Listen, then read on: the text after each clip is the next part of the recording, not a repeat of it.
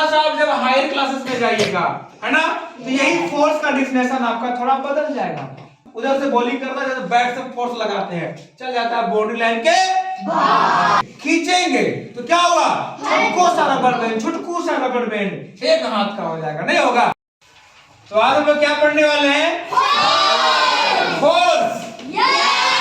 अच्छा फोर्स, तो बताइए फोर्स के बारे में कौन कौन जानते हैं पहले से, हाथ खड़ा करिए, raise your hands those who know about the force.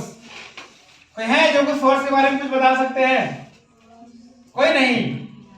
Force क्या होता है, what is force, what is force, क्या होता है फोर्स?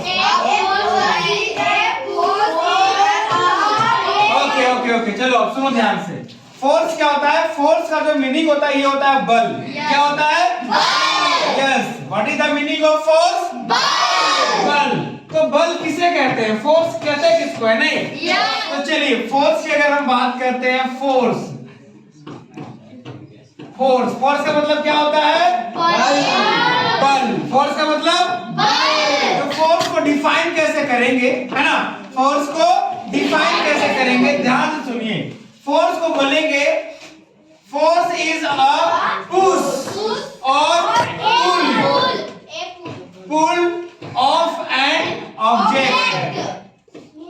ओके, फोर्स क्या है, फोर्स इज द पुश और पुल ऑफ एन ऑब्जेक्ट। यानी कि किसी भी ऑब्जेक्ट पर अगर हम पुश कर रहे हैं, अगर किसी भी ऑब्जेक्ट को क्या कर रहे हैं, पुश कर रहे हैं। जो ऑब्जेक्ट है, अगर इस ऑब्जेक्ट को हम पुश कर रहे हैं, क्या कर रहे हैं, पुश, तो इस पे क्या लग रहा है, फोर्स समझ रहा है? या तो इसको पुल कर रहे हैं, क्या कर रहे हैं, पुल मतलब खींचना, पुल मतलब खींचना, पुश मतलब धकेलना।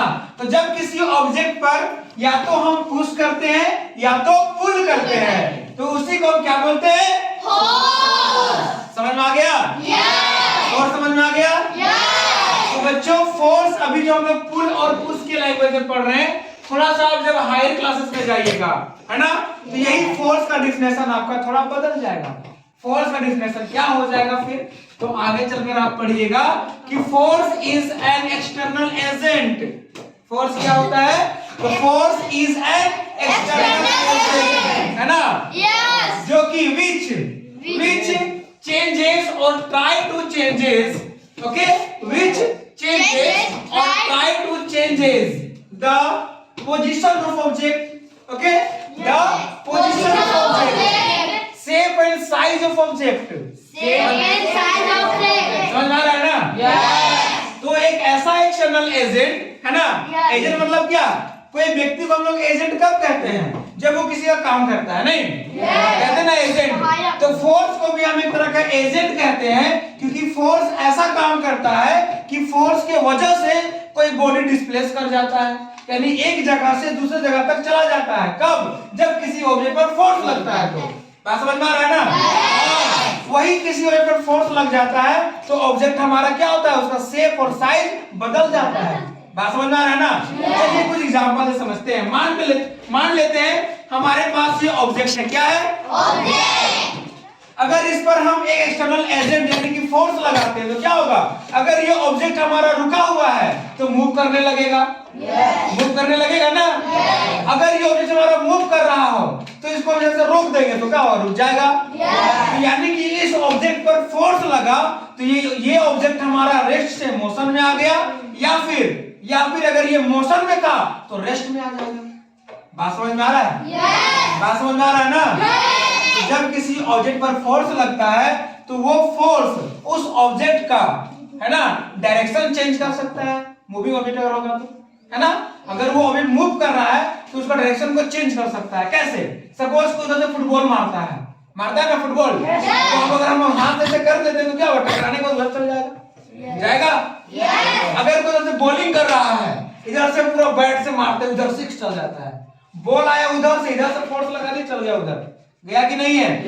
फोर्स लगता है तो किसी ऑब्जेक्ट का डायरेक्शन भी चेंज हो जाता है। समझ में आ रहा है? और देखो स्पंज वाला बॉल देखे आप लोग, येलो स्पंज बॉल, हाँ, वो बॉल को थोड़ा सा प्रेस करिएगा, है ना, तो क्या हुआ, दब जाएगा, छोटा हो जाता है, नहीं होता है? यानी कि फोर्स लगता है उस बॉल पर तो उस बॉल का शेप और साइज क्या हो रहा है, बदल जा रहा है। बात समझ में आ रहा है ना? यस। तो यही सब चीज को बोलते हैं इफेक्ट्स ऑफ फोर्स। क्या बोलते हैं? Effect of force. अगर क्वेश्चन होगा what are the effect of force, what are the effect of force. Yes, question क्या है? What are the effects of force. Force के कौन कौन से इफेक्ट्स हैं बताइए। यानी कि जब किसी ऑब्जेक्ट पर फोर्स लगता है तो कौन कौन सा चेंजेस उस बॉडी पर हो सकता है ना, फोर्स के वजह से, तो उसका इफेक्ट बोलेंगे। तो पहला इफेक्ट अगर हम बात करें फोर्स की वजह से तो क्या होता है, तो फोर्स जो होता है, एक मिनट, फोर्स जो होता है वो रेस्ट वाला ऑब्जेक्ट को मोशन में ले आता है। अगर कोई बॉडी रुका हुआ है ना, वो रेस्ट में है तो वो मोशन में आ जाएगा फोर्स लगने के बाद। या तो कोई बॉडी अगर मूव कर रहा है तो फिर वो क्या आ जाएगा, मोशन में नहीं, रेस्ट में आ जाएगा। मोशन में तो मूव कर रहा है, उसमें फोर्स लगा देंगे तो रुक जाएगा। तो पहला क्या हुआ, फोर्स कैन स्टॉप और मूव एनी ऑब्जेक्ट। ठीक है, फोर्स कैन स्टॉप और मूव एनी ऑब्जेक्ट, है ना। किसी भी ऑब्जेक्ट पर अगर फोर्स लगता है तो या तो उसको स्टॉप कर सकता है या तो मूव कर सकता है। क्लियर है?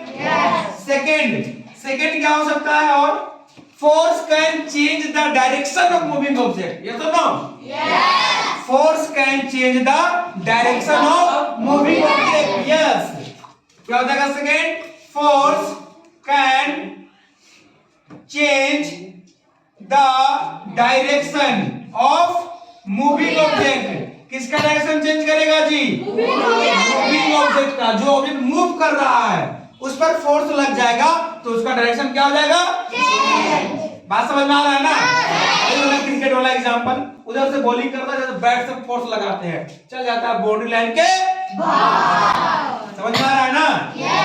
और थर्ड की अगर हम बात करें तो force can change the shape and size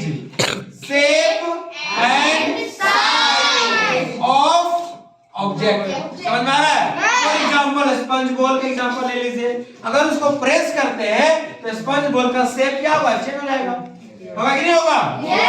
और सबसे बढ़िया एग्जांपल रबर बैंड ले लीजिए आप। रबर बैंड, उसको अगर हम उसमें फोर्स लगाएंगे, स्ट्रेच करेंगे, खींचेंगे तो क्या होगा, छुटकू सा रबर बैंड एक हाथ का हो जाएगा, नहीं होगा?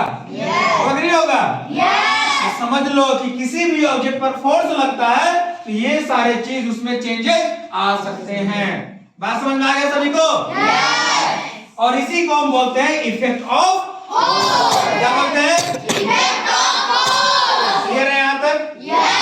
चलिए, सब हम बात करते हैं टाइप्स ऑफ फोर्स का।